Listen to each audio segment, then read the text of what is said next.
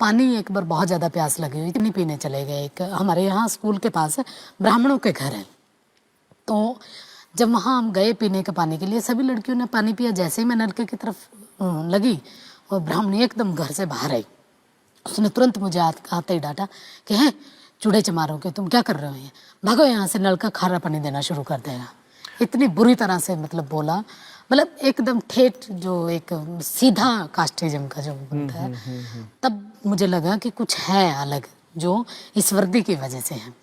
मतलब अदरवाइज तो किसी को क्या पता कि मैं कौन सी कम्युनिटी की हूँ। तो मुझे बड़ा गुस्सा आया। मैं घर गई, मैंने फटाफट अपना बस्ता फेंका और एकदम बंद कमरे में जाके बैठ के खूब रोई। तो मेरे चाचा मुझे बहुत प्यार करते थे, तो आए वो, उन्होंने कहा क्या हो गया। तो मैंने कहा आज के बाद मैं ये वर्दी पहन के नहीं जाऊँगी, इस वर्दी को या तो जला दो या फेंक दूंगी, मैं इस वर्दी को नहीं पहनना। तो मेरे चाचा पूछे बार बार कि क्या हो गया। मैंने उनको फिर पूरा बताया। तो मैंने मेरे चाचा से पूछा, उस एज में भी मान लो मैं पी लेती ये पानी, तो सच में खारा पानी देना शुरू करता है ये नल का। तो मेरे पिताजी ने कुछ नहीं कहा, बस ये कहा कि कुछ नहीं बेटा, मैं तुम्हारे लिए सफ़ेद कपड़ा लेके आऊँगा वर्दी का, और तुम उसको पहन के जाना। और मैंने फिर भी दोबारा जिद की, मगर मेरे को बताओ।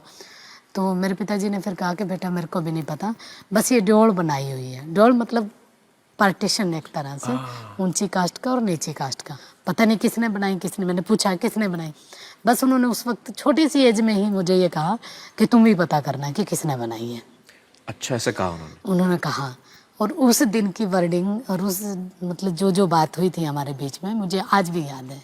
जो सबसे ज़्यादा आगे बढ़ने के लिए मेरा प्रेरणा का शब्द बना, सिर्फ इन्हीं चीज़ों को तलाशने करने के लिए कि क्या वाकई ये व्यवस्था आदमियों ने बनाई या परमात्मा नाम की कोई चीज़ रही होगी उसने बनाई है। किसी ने तो बनाई होगी। अगर भगवान ने बनाई है तो भगवान ने हमें क्यों ऐसा बनाया। मुझे आज भी याद है, मैं क्लास में जब भी मतलब जाती थी, मेरी वर्दी पे चिकनी उसके छींटे लगे होते थे और मक्खियाँ भिड़ बना रही होती थी। और उसके पीछे का कारण क्या था, खाने के लिए सब्जी तो होती नहीं थी, तो लस्सी मांग के लेके आया करते थे पड़ोस में से। तो लस्सी लेने के लिए जाते, तो मैं वर्दी डाले हुए होती थी जैसे स्कूल की, वो डालते, वो कहती यहाँ रख दे। तो नीचे रखवाती डोलू को, और वो ऊपर से ऐसे लस्सी फेंकती, और वो फेंकती, वो डोलू में कम, कपड़ों पे ज़्यादा लगती, उससे भिनभिनाहट होती। और इसको जब मैंने जब धर्मशास्त्रों को जब पढ़ा, तब मैंने देखा कि इसके पीछे कारण क्या था। क्या? क्योंकि ऐसे मतलब पूरा शास्त्र हमारे ये बताते हैं कि इन लोगों को इस तरीके से रहना चाहिए कि इनके कपड़ों में से बदबू आए। उनको नया कपड़ा पहनने का अधिकार नहीं है, उनको जेवर पहनने का अधिकार नहीं है, वो उनको हमेशा झूठन खानी है, हमेशा दूसरे के दिया हुआ खाना, उनके उस पर उनको जीवित रहना है, अपने आप से कुछ नहीं लेना। आर्थिक रूप से हम लोग बहुत कमज़ोर थे, लेकिन ये रहा कि पिताजी को हमेशा मैंने हंसते हुए देखा। उनके पास खाने के लिए अगर कुछ नहीं होता था या हमें खिलाने के लिए कुछ नहीं होता था, तभी उनके चेहरे पे कभी सिकन तक नहीं आई, हमेशा हंसते रहा करते थे। और ये कहते कोई बात नहीं, अभी आ जाएगा, थोड़ी सी देर में, शाम तक ले आऊँगा। और मतलब मुझे आज भी वो दिन याद है कि हम स्कूल से जब लौटते थे, घर में कुछ नहीं होता था, सब्जी या कुछ ऐसी कोई इवन चटनी तक नहीं होती थी खाने के लिए। और आपको मैं बताऊं कि हम खाना कैसे खाते थे स्कूल से आने के बाद। पानी में चीनी डालते, मीठा पानी बना के घोलते, उसको अच्छे से मीठा पानी बना के, तो हम लोग उस मीठे पानी से रोटी को गटका करते थे। मुझे आज भी याद है कि मैं मेरी ताई के साथ दूसरे के घरों में मतलब मैला उठाने के लिए जाया करती थी। स्कूल में जब मैं पढ़ती थी, एक बार मैं मेरी ताई जी के साथ गई। मुझे नहीं पता था कि जिस घर में मैं काम करने के लिए जा रही हूँ, उसी घर की लड़की, ब्रजेश नाम है बल्कि उसका, तो मुझे नहीं पता था ये ब्रजेश का घर है। तो क्योंकि घर में तो आना जाना तो बहुत बाद की बात है ना, मतलब एक पूरा हमारे तो घर ही गाँव से बाहर है बिल्कुल एकदम। जी जी जी। मेरी ताई के साथ मैं मतलब चलेगी, और सिर्फ इस लालच में कि मेरी ताई को काम करने के बाद जो रोटी मिलेगी, और रोटी के साथ सब्जी भी मिलेगी। जैसे ही मैं वहाँ पहुँची, मैंने देखा कि ये तो मतलब ब्रजेश है। उसने भी मुझे देख लिया और मैंने भी देख लिया। खैर जो कूड़ा और जो गंद, जो मल होता है, जो वो मेरी ताई के साथ मैं उठवाती रही, वो डाल डाल के आती रही। लेकिन देख चुकी थी वो मुझे। खाने के लिए तो मिला ज़रूर, लेकिन अंदर से ये रहा कि कल पता नहीं क्या होगा, मतलब जैसे कुछ छीन लिया जाए बच्चे से। खैर मैं अगले दिन स्कूल पहुँची, मेरे से पहले ही सारी चीज़ें स्कूल पहुँच चुकी थी। जैसे ही पहुंची और मतलब लड़कियों ने घेरना मुझे शुरू कर दिया, जिनको नहीं पता था उनको भी उसने खूब ज़ोर ज़ोर से के बताया। क्लास में आके फिर उसने बताया कि अच्छा तू अपने ताई के साथ टोकरी क्यों नहीं उठा रही थी, तू तो सिर्फ डाल डाल रही थी हमारे घर में टट्टी को। तो मेरे को गुस्सा आया, मैंने उसको एकदम तख्ती मारी यहाँ पे, और फिर उसने मुझे मारी यहाँ पे, मुझे आज भी निशान है मेरे यहाँ पे उसके तख्ती का। लेकिन ये कोई बड़ी बात भी नहीं थी मेरे लिए, ऐसी लगती रहती थी। और क्योंकि उसका जो जख्म था वो तो अंदर था, तो बाहर तो बहुत कम था। तो लेकिन जैसे ही वो लड़की घर पहुंची, फिर उसने अपने घर में बताया, तो उसके घर वाले एकदम मतलब, क्योंकि वो ऊपर कास्ट के थे, सीधा मेरे घर में आए उलाना अच्छा, देने के गुस्से होके आ गए? गुस्सा हो गए और मेरे चाचा के पास एकदम आए। सीधे शब्दों में उन्होंने ये कहा कि चूड़ों की इतनी औकात कि हमारे बच्चों के ऊपर हाथ उठाए। मेरे चाचा ने माफ़ी वगैरह मांगी, फिर उसके बाद वो चले गए अपने अपने घर। फिर मेरे को डर तो अंदर से लग ही रहा था कि अब पता नहीं चाचा क्या कहेगा, स्कूल ही ना बंद करवा दें। तो उन्होंने बस मुझे ये कहा कि ठीक किया, डरने की ज़रूरत नहीं, मैं तुम्हारे साथ में। और सच में वो मेरे साथ ही रहे, हमेशा हमेशा साथ रहे। क्या बात है। जब मैं छोटी सी क्लास में थी, 7th क्लास में ऑप्शन बनता है, तो सभी लड़कियों ने संस्कृत चुना, कईयों ने जो मेरे पास आसपास थे, मैंने भी सोचा संस्कृत ही ले लेते हैं।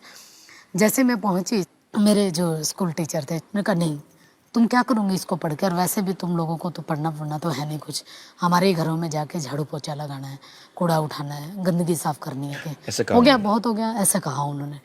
मैं असल में मुझे ना जो चीज़ मेरे को मना कर दी जाती है उसमें मुझे ये रहता होता है कि मेरे को यही करनी है, चाहे मुझे ना भी आती हो तब भी।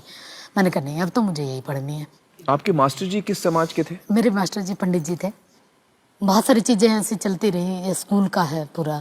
फिर कॉलेज में मुझे आज भी याद है, मेरे ताऊ जी ने जब कहा कि बाहर लड़की को भेजेगा मेरे दादे का नाम लेके कि इज्जत चली जाएगी, तब मेरे पिताजी ने जो कुछ कहा था, मैं वहीं थी, मेरे ताऊ जी को सीधा ये कहा था, इतना प्यार करते थे जिनको वो, कि मुझे जो मर्जी कहे लेकिन मेरे चांद के बारे में नहीं। ऐसा न कहो। जो भी फैसला करेगा मैं और मेरा चांद करेगा, इसमें बोलने का किसी को भी कोई अधिकार नहीं, चाहे वो कोई भी चाहे। ऐसे करते करते फिर कॉलेज पहुंची। कॉलेज में पहुंच के 60 किलोमीटर दूर कॉलेज था, बस में हम लोग आया जाया करते थे। बड़ा मुश्किल था एक तरह से, लेकिन ये था कि मैं, मेरे पिताजी, मेरी माँ, हम दोनों तीनों सारे दिहाड़ी मजदूरी किया करते थे। दिहाड़ी मजदूरी का मजदूरी मतलब क्या जो जैसे सड़कों पे काम करते हैं। अच्छा, डेली वेजेस जिसको बोलते हैं, ये करना, लेबर एक तरह से। मैं जैसे बजरी बिछाने का काम करते थे, टोकरी लेके जाने का। एक सबसे बड़ी बात ये थी कि जिस कॉलेज में मैं पढ़ती थी उसी कॉलेज पे बाई चांस एक बार सड़क का काम बनना शुरू हुआ, और दिहाड़ी हम लोग लगे हुए थे, लेबर में थे। जैसे ही लड़कियां निकली उन्होंने तुरंत ये कहा, अरे अरे देखो देखो कौशल काम कर रही है, कौशल दिहाड़ी कर रही है। और जानबूझ के आके उन्होंने कहा, अरे तुम कॉलेज नहीं आई आज, 3-4 दिनों से कॉलेज ही नहीं आ रही, इसलिए नहीं आ रही थी कि तुम्हें दिहाड़ी करनी पड़ रही है। लेकिन मेरे पिताजी ने मुझे हमेशा अपने काम के ऊपर फक्र करना सिखाया। वाह। कि अगर काम सही है तो उस पर फक्र करो। वाह। वो चाहे दिहाड़ी करने का काम हो या कलम चलाने का हो। वो पढ़ते हुए भी मुझे मेरे ऊपर गर्व करते थे और दिहाड़ी करते हुए भी। यहाँ पर मैं आपको उनका नाम पूछना चाहूँगा, आपके पिताजी का नाम बताइए हमें। मेरे पिताजी का नाम जयपाल था। जयपाल जी, वाह क्या बात है। फिर ऐसे ही काम करते करते मैं पढ़ी, मतलब ग्रेजुएशन कंप्लीट हो गई। फिर मुझे कुरुक्षेत्र यूनिवर्सिटी से पोस्ट ग्रेजुएशन करनी थी। एमए के लिए पहुंचने के टाइम में ये मुझे पता था कि बहुत महंगा होगा, तो मैंने सोचा कि कुछ दिन नानी के यहाँ रह लेती हूँ। नानी के साथ कुछ दिन रही। मेरी नानी भी मैला उठाने का काम करती थी, तो मैं भी मेरी नानी के साथ काम पे जाया करती थी एमए के दौरान। उसी से रोटी मिलती थी, वो रोटी हम खाते पढ़ते, ऐसा चल रहा था। फिर मैंने अपनी पोस्ट डॉक्टरेट जो की है वो जेएनयू से की है, जवाहरलाल नेहरू विश्वविद्यालय। जेएनयू का एक बहुत दिमाग में एक बना हुआ था कि बहुत बड़ी यूनिवर्सिटी है, बहुत मतलब वहाँ का डेमोक्रेटिक माहौल है, सारी चीज़ें हैं। लेकिन वहाँ जब मैं पहुँची हॉस्टल में, वहाँ भी ऐसे ही मेरी रूममेट जो मतलब ब्राह्मण थी, उसने कोई भी कसर ऐसी नहीं छोड़ी कि जिससे मैं यूनिवर्सिटी ना छोड़ पाऊँ। इतना टॉर्चर करती थी, बिल्कुल मतलब हर तरह के तरीके वो अपनाती थी, एक से एक। और हद तो तब हुई जब उसने मुझे हॉस्टल से बाहर निकालने की कोशिश की। वो ये चाहती थी कि मैं उसका रूम छोड़ दूँ। लेकिन खैर लास्ट में उसने मुझे जाते जाते ये कहा कि एक भंगी के साथ रहने से अच्छा है कि मैं इसको मतलब अब मैं ही रूम खाली कर दूँ। तो जेएनयू में भी, दिल्ली में भी आपको ऐसी चीजों का इसी सामना तरीके करना से, मतलब आप ये देखिए ना, हॉस्टल में इस तरीके से हो रहा है। और फिर उसके बाद इससे कई गुना कड़वा सच जब मैंने सुना, जिस बेंच पे मैं बैठती होती थी, ये कहा जाता था कि अगर जिस दिन किसी को ये पता लगा कि कौशल की ये कम्युनिटी है, जिस बेंच पे ये बैठती है, उस बेंच को हवन से शुद्ध करवाना पड़ेगा, उसको धोना पड़ेगा। और ये बात मैं ही सिर्फ नहीं जानती, मेरे गाइड भी जानते हैं। मैंने मेरे गाइड को सामने आके बताया कि ऐसे ऐसे करके एक स्टूडेंट मेरे बारे में ये कह रहा है। उस दिन के बाद मुझे लगा वाकई कि जेएनयू में आने का भी कोई फ़ायदा नहीं हुआ।